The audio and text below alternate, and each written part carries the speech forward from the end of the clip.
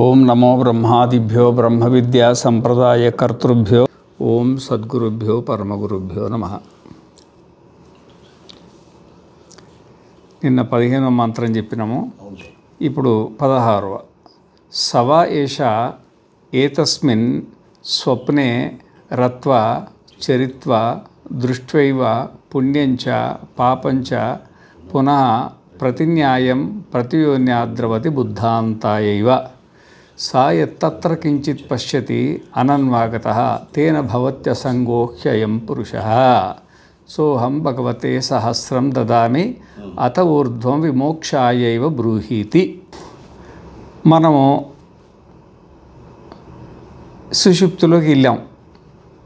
అసుషుప్తిలో ఏదో అనుభవం వచ్చింది మనకు. ఆ అనుభవాన్ని తీసుకొని బుద్ధి మనమైనాం కాబట్టి బుద్ధి అనుభవమే మన అనుభవం. అహం సుఖం అస్వాప్సం నకించిదవేదిశం. హాయిగా ఆనందంగా నిద్రపోయిన ఈ జాగ్రత్త అవస్థ గొడవలు లేవు, ఈ స్వప్నావస్థ గొడవలు లేవు, ఆనందంగా ఉన్న ఒక అనుభూతి ఉంది కదా. ఆ అనుభూతి బుద్ధికి కలుగుద్ది. ఆ బుద్ధి మళ్ళీ స్వప్నావస్థకు వస్తుంది. ఏ దారి గుండా వెళ్తుందో ఆ దారి గుండానే రావాలా. ఇప్పుడు మీకు హైదరాబాద్లో ఇల్లు ఉందనుకోండి, విశాఖపట్నంలో ఇల్లు ఉందనుకోండి, మధ్యలో విజయవాడ ఉందనుకోండి, విజయవాడ పైన పోవాల్సిందే కదా విశాఖపట్నం వెళ్ళాలంటే. అయితే ఇప్పుడు విజయవాడలో బైపాస్ రోడ్డు ఉంది. బైపాస్ అంటే సిటీలోకి ఎంటర్ కాకుండా ఇట్లా బైపాస్ వెళ్ళేది. ఇక్కడ బైపాస్ లేదు. ఇక్కడ బైపాసు లేదన్నమాట. చక్కగా సుషుప్తిని అనుభవించాల్సిందే.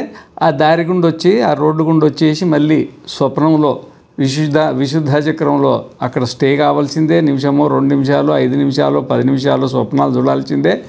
ఆ తర్వాత మళ్ళీ తిరిగి దక్షిణాక్షే ముఖే విశ్వ జాగ్రత్త అవస్థకు రావాల్సిందే తప్ప వేరే మార్గం లేదనేది స్పష్టం అన్నమాట.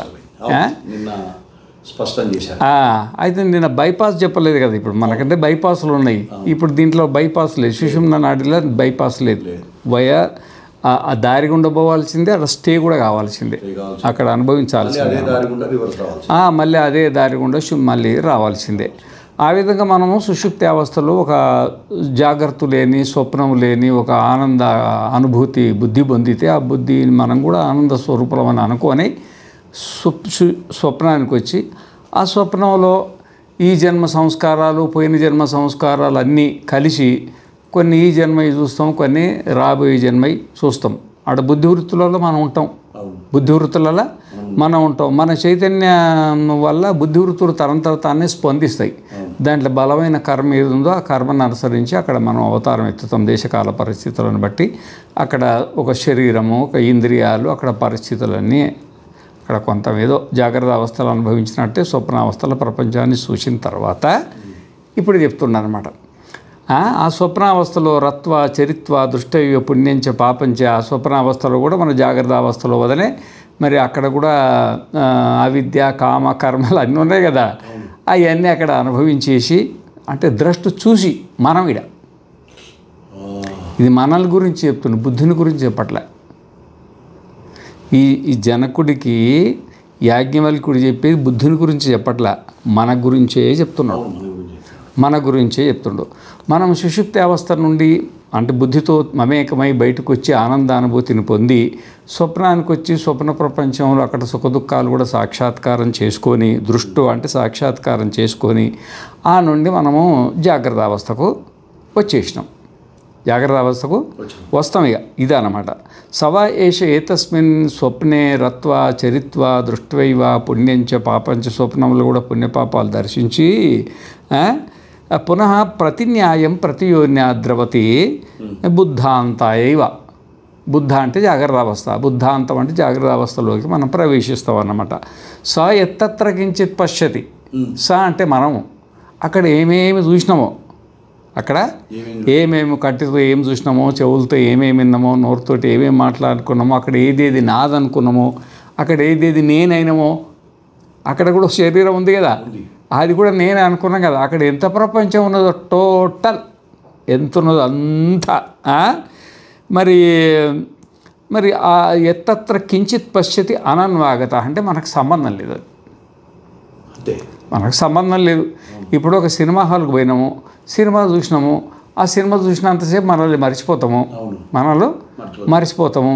కాకపోతే ఏంటంటే సినిమాలు చూస్తున్నాము, ఇక్కడ ఈ శరీరం ఉంటుంది, అక్కడనే సినిమాలో మనమే శరీరం అయిపోతాం. ఇక్కడ మనమే బుద్ధి శరీరం అయిపోయి బుద్ధితో తాదాత్మ్యాన్ని పొంది ఆ సినిమాలో మనం సినిమా అయిపోతాం. కానీ మళ్ళీ ఆ సినిమా హాల్ నుండి ఇంకో సినిమా హాల్కి వస్తున్నాం, జాగ్రత్త అవస్థకు అదంతా వదిలిపెట్టేసినాం. ఆ సినిమా ఎంత ఉందో మొత్తం వదిలిపెట్టేసి వచ్చేసినాం. అయితే బుద్ధితో పాటు మనం వస్తున్నాం కాబట్టి బుద్ధి స్వప్నాన్ని చూస్తే నేనే అనుభవిస్తున్నానని అనుకుంటున్నాం, కానీ అది కాదు. బుద్ధి అనుభవిస్తుంది, మనం చూస్తున్నాం. మనం చూస్తున్నాం అనేది మర్చిపోవద్దు అని చెప్తున్నాడు అనమాట. మర్చిపోకూడదు. మర్చిపోకుండా బుద్ధి మనం ద్రష్టనే కానీ మనం కర్త భోక్త కాదనమాట. అందుకని ఇక్కడ ఏమన్నాడంటే ఎత్తత్ కించిత్ పశ్యతి అన్నాడు, కరోతి అనలే. పశ్యతి అంటే చూడడం, ద్రష్ట. ఆ చూసిందంతా వదిలిపెట్టి ఎంతుందో అంత టోటల్గా వదిలిపెట్టి మనకు జాగ్రత్త అవస్థకు వస్తాం. బుద్ధాంత ఏవ ఎత్తత్ర కించిత్ పశ్యతి అనన్వాగత. అక్కడ చూసిన దానికి మనకేం సంబంధం లేదు. అది మన స్వరూపం అయితే అది తీసుకునే రావాలి మనం. అది మన స్వరూపమే అయితే అక్కడ ఉన్న భార్యను తీసుకొని రావాలా, అక్కడ ఉన్న పిల్లల్ని తీసుకొని రావాలా, అక్కడ ఉన్న ఇల్లుని తీసుకొని రావాలా, అక్కడ కారు కొన్నామనుకో కారు తీసుకొని రావాలా. ఇక అక్కడ ఏమేమి ఉన్నాయో అవి నిజంగానే మన స్వరూపం అయితే అవన్నీ తీసుకొని రావాలి కదా. అట్లా మనకి అనుభవానికి రావట్లేదు కదా. అది చూసినాము వదిలిపెట్టేసినాం అంతే. స్వప్నావస్థ జాగ్రత్త అవస్థకి ఏమాత్రం రావన్నమాట. కాబట్టి అసంగోహ్య అయం పురుష. అయం అంటే మనం, అయం అంటే మనం, అసంగం అంటే దానితో సంబంధం లేకుండా ఉన్నాం. అసంగం అంటే సంబంధం లేకుండా ఉన్నాం అన్నమాట. చూస్తున్నాం, చూసే సంబంధం ఏముంది కానీ తాదాత్మ్య సంబంధం లేదు. చూడడానికి సంబంధం ఉంది, జాగ్రత్త అవస్థ స్వప్నావస్థ చూస్తున్నాం కదా మనం, చూసే సంబంధమే ఉంది కానీ తాదాత్మ్య సంబంధం మనకు లేదు అనేది గుర్తుంచుకో. నువ్వు తాదాత్మ్యం పొందొద్దు అని నువ్వు చూడు, బయటికి రా. అది నీ స్వరూపం అయితే నీ ఎంబడి బయటికి రావాలి కదా. కాబట్టి అది నీ స్వరూపం కాదు కాబట్టి అది నేను కాదు అని ఒక నిర్ణయం చేసుకో అని చెప్తున్నా అనమాట. స్వప్నం ఎంత ఉందో అది నువ్వు కాదు, దాన్ని వదిలిపెట్టి బయటకు వచ్చేసినావు కదా. బుద్ధి స్వరూపం అది. ఆ బుద్ధి బయటకు వచ్చింది, బుద్ధితో పాటు మనకు బయటకు వచ్చిన భ్రమ కలుగుతుంది. కాబట్టి అసంగోహ్య అయం పురుష. అక్కడ ఉన్నటువంటి అవిద్య కామకర్మలకు మనకేమీ సంబంధం లేదు స్వప్నావస్థలో. ఇత్యేవమేవైతతి యాజ్ఞవల్క్య మీరు చెప్పింది నా అనుభవంలో కూడా ఉంది. ఎందుకంటే స్వప్నంలో నేను ఏం చేస్తున్నానో జాగ్రత్తలో ఏం రావట్లేదు. అక్కడ నేను చూస్తున్నానే కానీ నిజంగానే నా స్వరూపం అయితే బయటికి రావాలి కదా. అది బయటికి రాలేదు కాబట్టి నా స్వరూపం కాదు. ఊరికే నేను ద్రష్టను. బుద్ధితో మామూలుగా అజ్ఞానంలో బుద్ధితో తాదాత్మ్యాన్ని పొంది నేను ఇట్లా చేసినా అట్లా చేసినా, ఆడికి పోయినా ఈడికి పోయినా, అది కనపడ్డది ఇది కనపడ్డది అది ఇది అంటారు అనమాట. అదే మన జ్ఞానం కలిగిన వాళ్ళు బుద్ధి వ్యవహారం ఇట్లా చేసింది, స్వప్నంలో ఇట్లా అయింది బుద్ధి, స్వప్నంలో పురుషుడు అయింది, పొత్తంలో ఏనుగైంది, ఆ స్వప్నంలో అదయింది ఇదైంది నేను చూస్తున్నానని మనం అనుకుంటాం. సహజంగా జనాలు అనుకునేది ఏంటంటే నేనే చేసిన అంటారు, నేనే స్వప్నంలో ఈ స్థితిని పొందినా అని అంటారు అనమాట. అట్లా అది సరి అయిన కాదు. అసంగోక్షయం పురుష ఇది ఏవమేవైతతి యాజ్ఞవల్క్య. మీరు చెప్పింది నా అనుభవంలో ఉంది, నా అనుభవంలో కూడా ఉన్నది, కానీ అది నాకు రూఢి అయింది. ఇప్పుడు ఇక అవునా కాదా అనుకునేది, అవునా కాదా అనుకునేది, కానీ ఇప్పుడు నాకు రూఢి అయిపోయింది. స్వప్నం నా స్వరూపం అయితే బయటికి రావాలి కదా. కానీ మా స్వరూపం కాంది, మరి నేనే ఎందుకు అనిపిస్తుంది స్వప్నంలో? అది భ్రమవశాత్ అని మీరు చెప్పడం వల్ల నాకు అర్థమైపోయింది. నా అనుభవంలో ఉండేది మీరు చెప్పింది నాకు స్టాంపు పడింది, డిగ్రీ ఇచ్చినట్టు అయింది. అందుకనే సోహం భగవతే సహస్రం దదామి. నీకు 1000 ఇస్తున్నా, 1000 ఆవులు ఏదన్నా అనుకో. 1000 అన్నాడు కానీ ఏం చెప్పలేదు. ఆయన ఏమి ఇచ్చిండో ఏమి తీసుకున్నాడో మనకు తెలియదు. ఇదేం వేదం, ఇదేమో ఇతిహాసం, భారతం లాంటి ఇతిహాసం కాదు కదా. గురు శిష్యుల సంవాదంలో గురువు దగ్గర ఊరికి నేర్చుకోకూడదు. మీరు గురువుకు దక్షిణిచ్చి నేర్చుకోవాలా, గురు రుణం ఉంచుకోకూడదు అని ఉపదేశం చేయడం కోసం చెప్పింది అంతే. అర్థమైందా? సోహం భగవతే సహస్రం దదామి అత ఊర్ధ్వం విమోక్షాయైవ బ్రూహీతి. మరి ఆ మనసుతో పాటు మనం మన స్వరూపంలో మనం ఉండలేకపోతున్నాం కదా. అది స్వప్నంలో సుషుప్తిలో ఉంటే మనం సుషుప్తిలో ఉంటే ద్రష్ట రూపంలో ఉన్నాం కదా. ఆ విధంగానే స్వప్నంలో వస్తే స్వప్న స్వరూపంలోనే ఉంటుంది, మనం ద్రష్ట రూపంలో ఉన్నాం. మళ్ళీ ఆ నుండి జాగ్రత్తకు వస్తే అప్పుడు జాగ్రత్తకు ద్రష్ట అయితే నన్ను వదిలిపెట్టట్లేదు కదా. అది ద్రష్టత్వం వదలడం ఏంటంటే ఇప్పుడు మీరు కనబడ్డారు అనుకోండి, నన్ను మర్చిపోయి నేను చూడాలి. ఆ విధంగానే మనం ఈ జాగ్రత్త స్వప్న సుషుప్తులు చూసినప్పుడు మనల్ని మరిచి అంటే మన స్వరూపాన్ని మర్చిపోయి నేను ఆత్మని మర్చిపోయి చూడాల్సి వస్తుంది.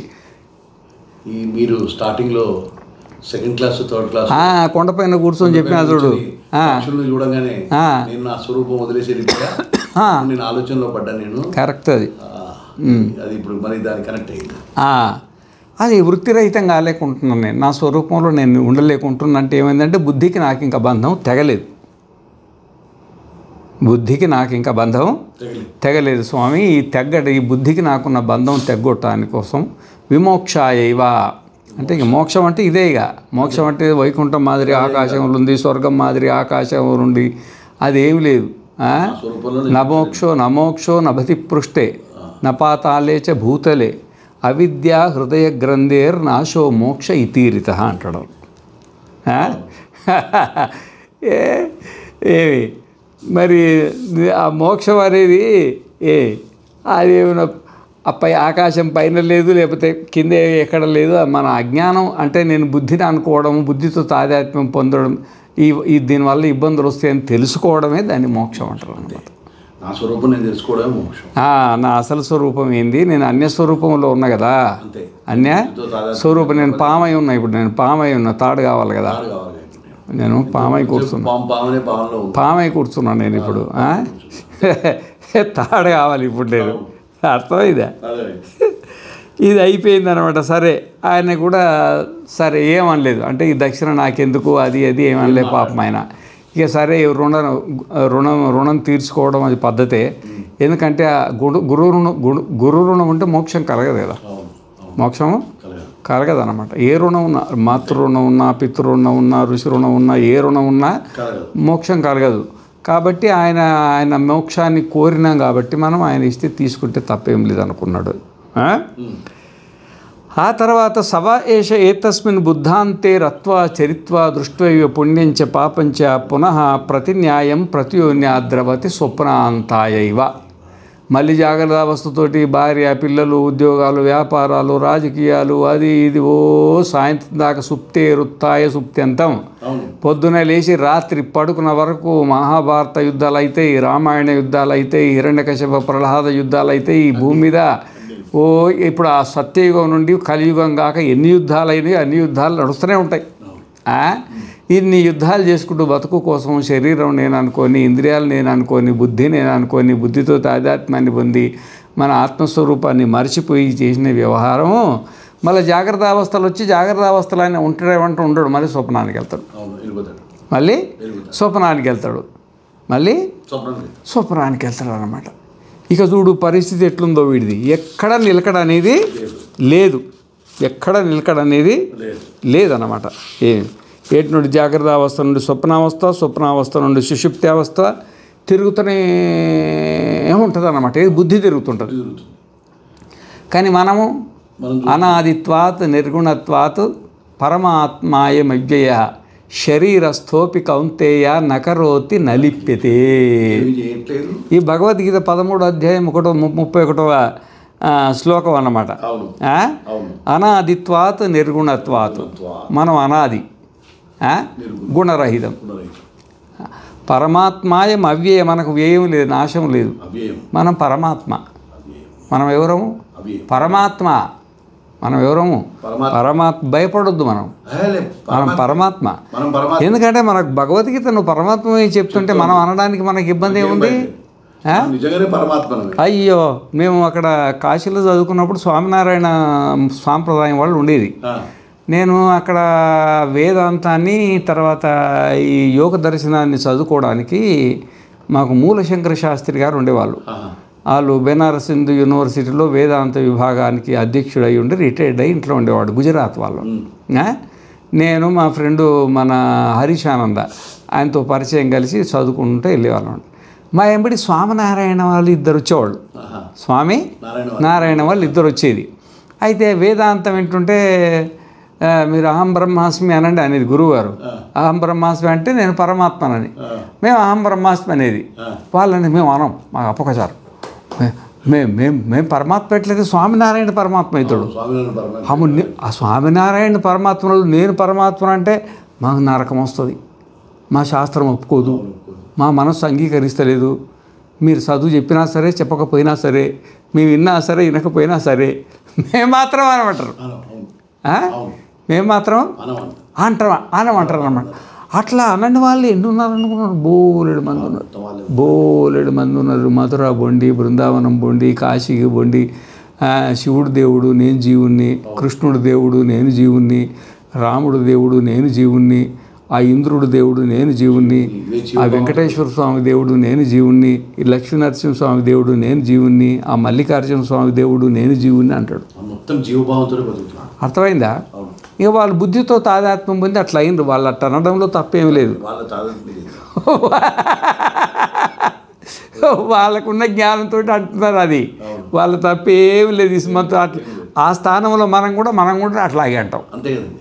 ఆ స్థానంలో నేను కూడా ఒక 20 సంవత్సరాల క్రితం నేను రోజు అభిషేకాలు అవి చేసి శివుడు ఎక్కడ ఉన్నాడు నేను ఇక్కడ ఉన్నాను అనుకునే కదా నేను చేసి, అందరు చేసేది అంతే కదా.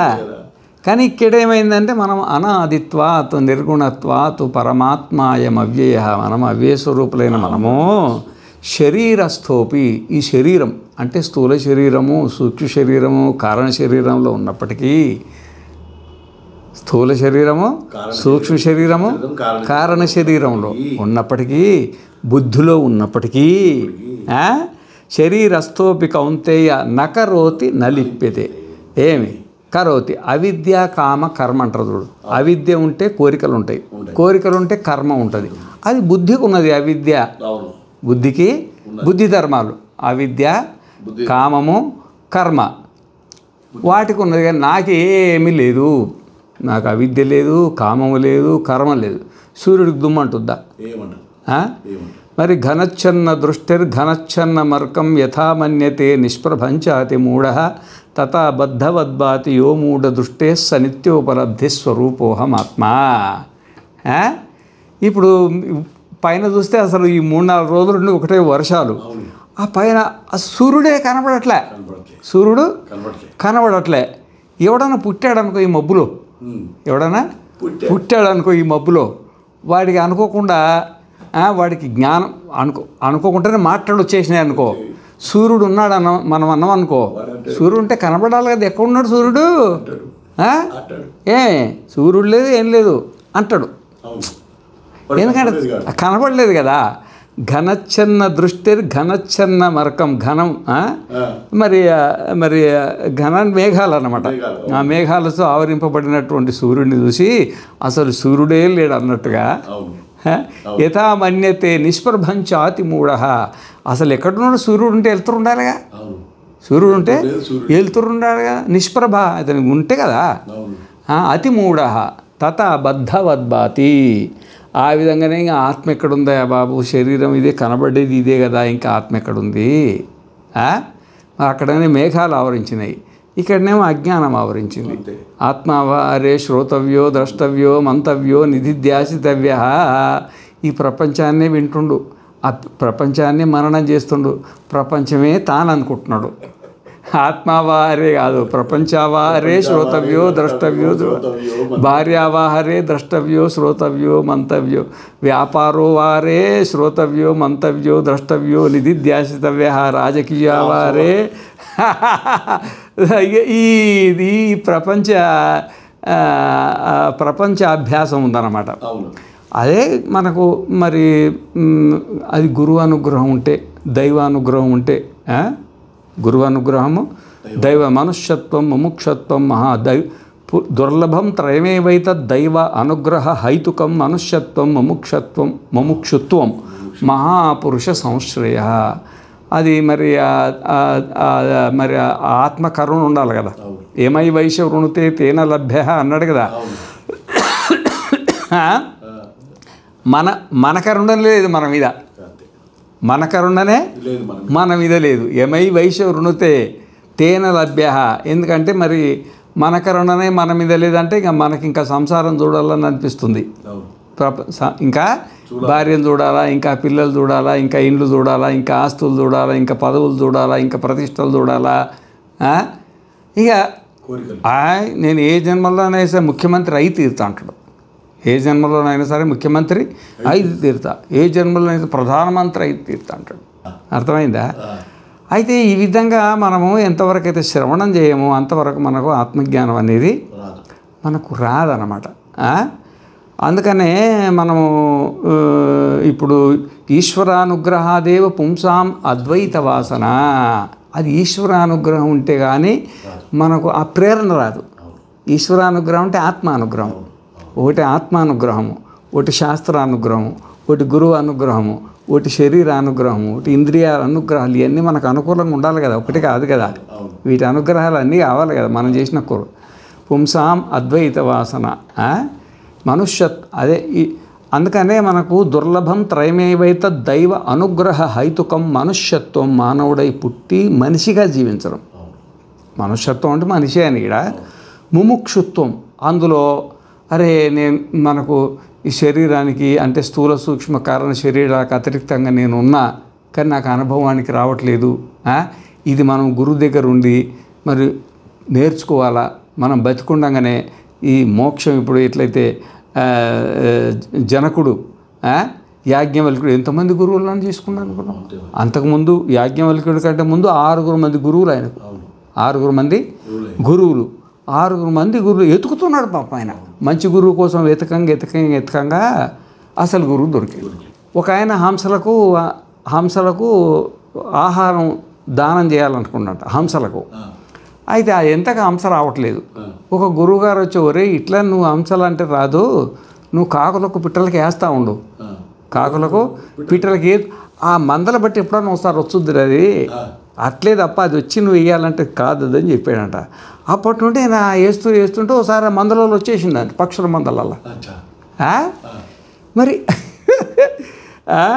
ఆ విధంగా మరి ముముక్షుత్వం అంటే మరి ఆయన గురువులు ఎంబడి పడ్డాడు.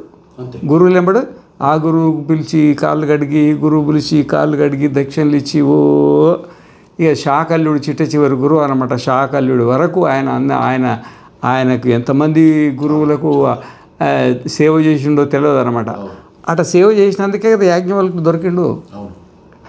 ఈ హంస దొరికింది, అసలు హంస దొరికింది. అది అవి కూడా హంసలే కానీ ఇది రాజహంస. అవి కూడా హంసలే కానీ ఇది రాజహంస అన్నమాట. ఆ విధంగా మనకు ముముక్షుత్వం మహాపురుష సంశ్రేయ. నీకు మరి మోక్షస్వరూప స్థితి తెలవాలని కోరుకున్నా మరి పురుషులందు పుణ్య పురుషులు వీరయ మహాపురుష అన్నాడు కదా. అంటే శాస్త్రజ్ఞానం కలగాల, అనుభవ జ్ఞానం కలిగి ఉండాలి. శాస్త్రజ్ఞానం కలిగి ఉండాలి, అనుభవ జ్ఞానం. శాస్త్రజ్ఞానం ఉంటే ఏం చేస్తారంటే, మేము అక్కడ కాశీలో చదువుకున్నప్పుడు దానిపైననే పోతుంటారు.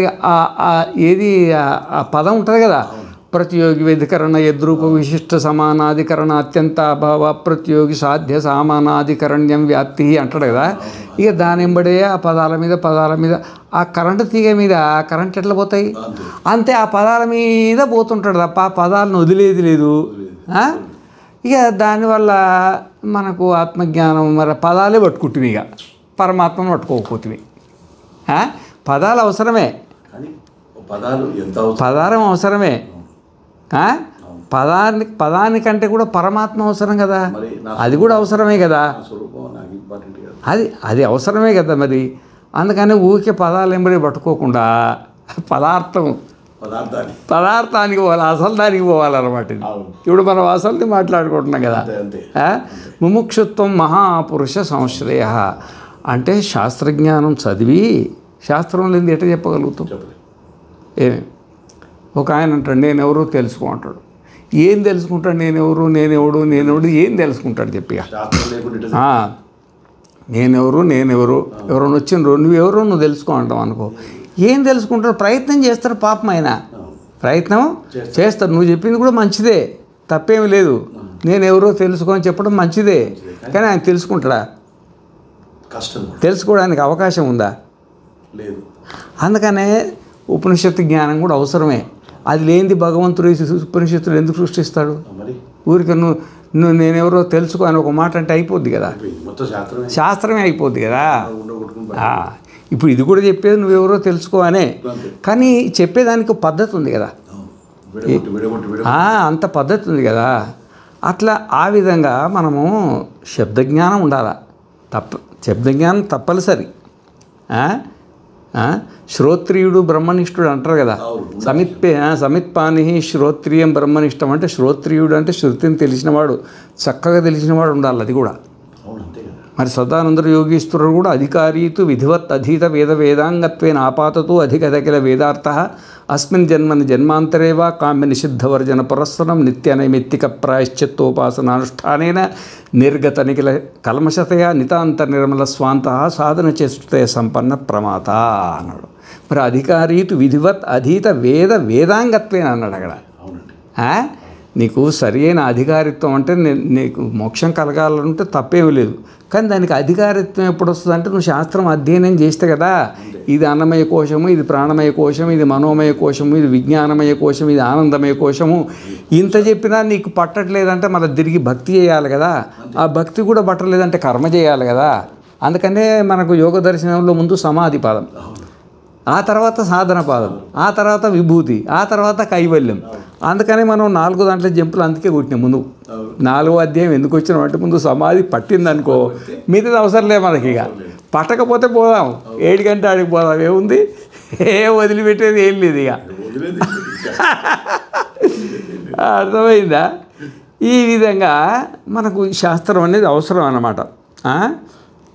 అందుకనే ఇక్కడ ఏం చెప్తుండంటే అనాదిత్వాత్ నిర్గుణత్వాత్ పరమాత్మాయం అవ్యయ. ఆ పరమాత్మ అంటే మనమే, పరమాత్మ అంటే మనమే, అవ్యయ శరీరస్థోపి కౌంతేయ. మనం ఈ శరీరంలో ఉన్నాం. ఈ శరీరంలో స్థూల శరీరంగా, సూక్ష్మ శరీరంగా, కారణ శరీరంగా, శరీరస్థోపి అంటే ఏదో ఒకటే శరీరంలో ఉంటాం కదా. 3 శరీరాల్లో ఒకటేసారి కూర్చోం కదా మనము. ఏ శరీరంలో ఉన్న శరీరమే కదా అది. శరీరస్థోపి కౌంతేయ నకరోతి నలిప్యతే. అది చెయ్యదు, అంటుకోదు. ఎందుకంటే అవిద్య కామకర్మలు దానికి లేవు అని తాత్పర్యం అన్నమాట.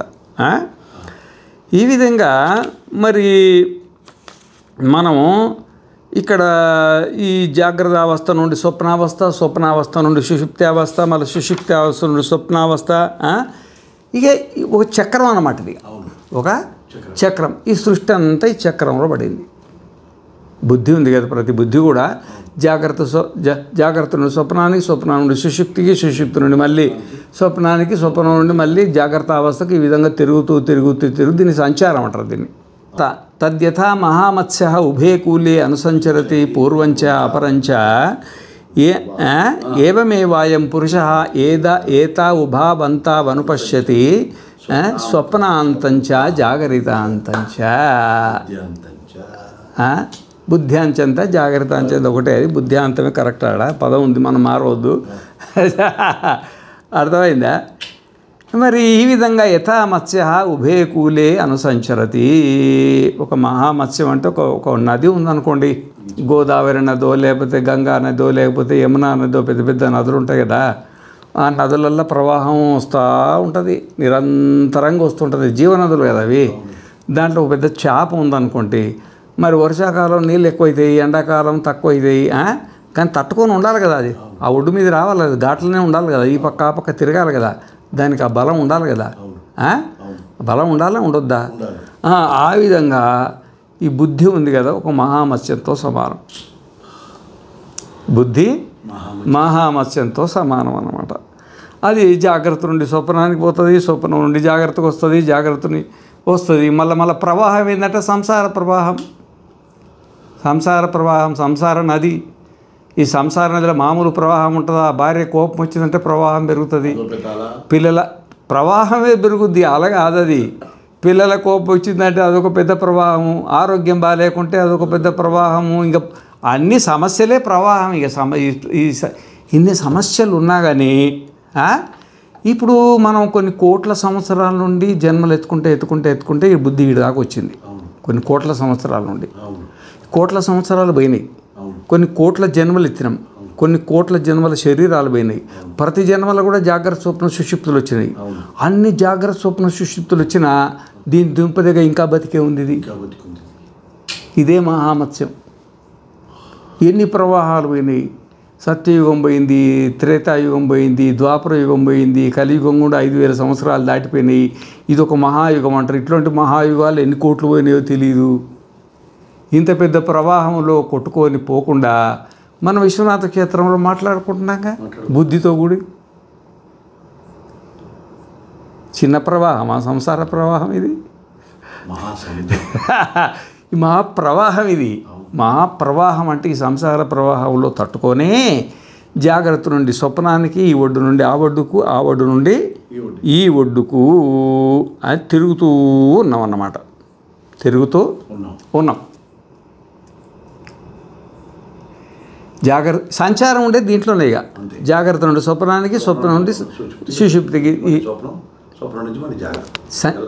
సంచారం ఉండే రెండిట్లే. జాగ్రత్త నుండి స్వప్నము, స్వప్నం నుండి జాగ్రత్త, సంచారం. అది నిద్రపోయేది కాదు. ఇక దాంట్లో సంచారం ఏముండదు, తిరగడం ఏముండదు అన్నమాట. మరి దాని తర్వాత ఏమవుతుందంటే మరి 19వ పోండి. తద్యథాస్మిన్ ఆకాశే శేనోవా సూపర్నోవా విపరిపత్య శ్రాంత సంహత్య పక్షౌ సంలయాయైవ ధ్రియతే ఏవమేవాయం పురుషः ఏతస్మా అంతాయ ధావతే ఎత్ర సుప్తో నకంచన కామం కామయతే నకంచన స్వప్నం పశ్యతి.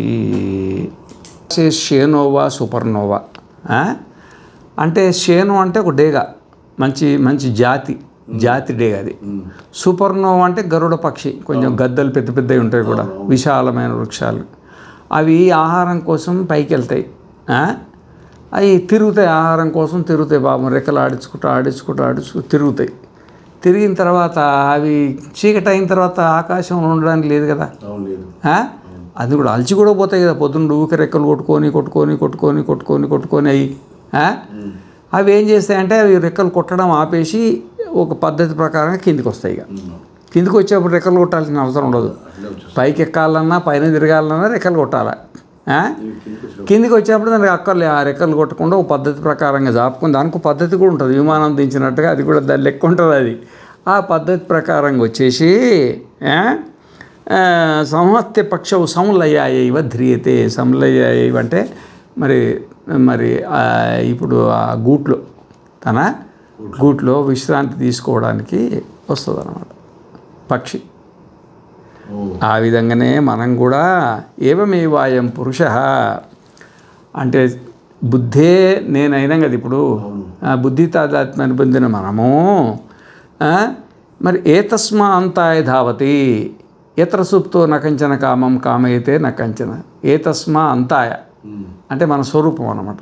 అంతం అంటే స్వరూపం, మన స్వరూపం. ఎత్ర సుప్తో నకంచన కామం కామయతే నకంచన స్వప్నం అంటే జాగ్రత్త స్వప్నం రెండో వదిలిపెట్టేసి మన స్వరూపంలో మన స్వరూపంలో నకంచన స్వప్నం అక్కడ ఉండదు అన్నమాట. దీని గురించి కొంచెం వివరించేది ఉంటుంది. ఇంకా దీని గురించి కొంచెం వివరించేది ఎందుకంటే ఇప్పుడు మరి ఇది అది దాని లయ అంటే ఏంది, దాని స్వరూపం అంటే ఏంది, అది కొంచెం ఉండాలి కదా. మన అప్పుడు ఏమవుతుందంటే మన స్వరూపంలో ఉంటాం. మన స్వరూపంలో బుద్ధి ఏమో లయించిపోయింది, ఎక్కడ పోయిందో తెలియదు.